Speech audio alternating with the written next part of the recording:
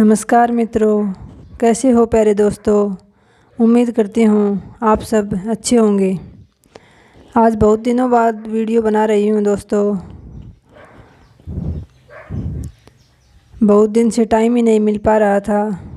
खेतों में खरीफ की फसल की कटाई चल रही थी, वहाँ बिजी थे।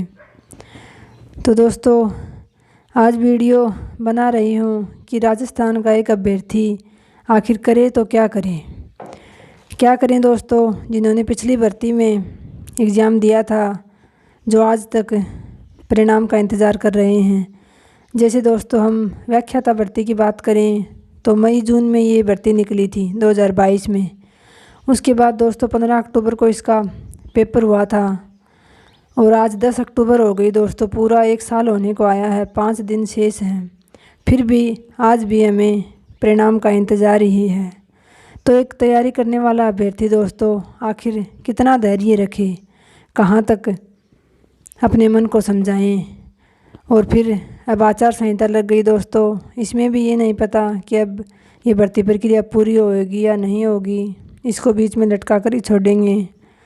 एक सिर्फ 3rd ग्रेड की भर्ती दोस्तों पिछले 5 साल में सरकार ने पूरी की है, उसमें भी शायद 2nd लेवल में सभी को नियुक्ति नहीं दे पाई सरकार।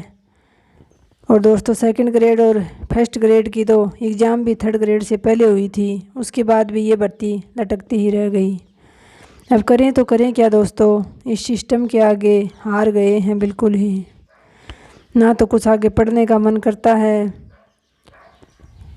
एक ईमानदार अभ्यर्थी इतनी लगन के साथ तैयारी करें दोस्तों। पिछले 1 साल बहुत मेहनत की थी इस एग्ज़ाम के लिए, और फिर ऊपर से कभी पेपर लीक होना, कभी OMR शीटों का भरा जाना, कभी पेपर लेट होना, तो कभी परिणाम का इंतज़ार करते करते दोस्तों मानसिक रूप से बहुत ही बीमार हो गए हैं। अब कभी कभी बहुत पछतावा होता है कि काश हम इस पढ़ाई के क्षेत्र में या इस नौकरी के चक्कर में ना पढ़कर कुछ और काम कर लेते तो शायद ठीक रहते। क्योंकि दोस्तों ईमानदार अभ्यर्थी आखिर धैर्य के साथ एक बेरोज़गार कितने लंबे समय तक तैयारी कर सकता है, ये वही जानता है दोस्तों जो पूरे मन से परिश्रम करता है और फिर अंत में कुछ नंबरों से, पॉइंटों से रह जाता है। रहता भी दोस्तों सिर्फ अपनी कमी से नहीं, सिस्टम की कमी से रहता है। क्योंकि आजकल भर्तियों में घोटाले बहुत हो रहे हैं दोस्तों। अब दोस्तों इंतज़ार करते करते पहले तो प्रोविज़नल का इंतज़ार किया, कब आने लगा था। अप्रैल में प्रोविज़नल परिणाम आने शुरू हुए थे, लेकिन दोस्तों हिंदी का सबसे अंत में जाकर 14 जून को परिणाम दिया। उसके बाद DV भी हो गया। मेरिट भी दोस्तों जितने अनुमान थे उससे कहीं ज़्यादा गई। और अब अंतिम परिणाम का तो पता है नहीं दोस्तों, मेरिट कहाँ जाएगी, होगा या नहीं होगा। लेकिन परिणाम आ जाता तो दोस्तों ये तो तय हो जाता कि हमारा हुआ या नहीं। अब इतनी लंबी भर्ती प्रक्रिया चलती है तो दोस्तों तैयारी करने का भी मन नहीं करता, बिल्कुल टूट से गए हैं इस सिस्टम के आगे।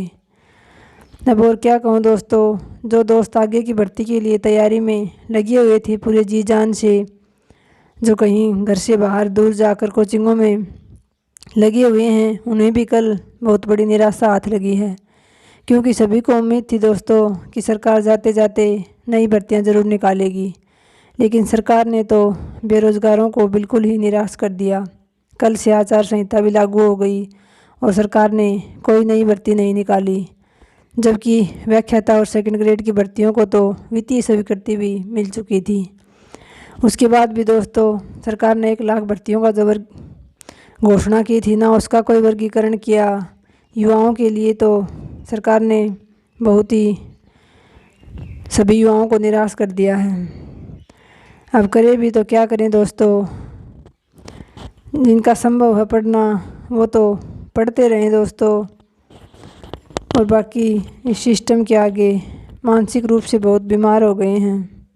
कुछ भी नहीं सूझता, परिणाम का इंतज़ार करते करते बिल्कुल पागलों की सी स्थिति में आ गए हैं दोस्तों। तो आज की वीडियो में इतना ही दोस्तों, धन्यवाद।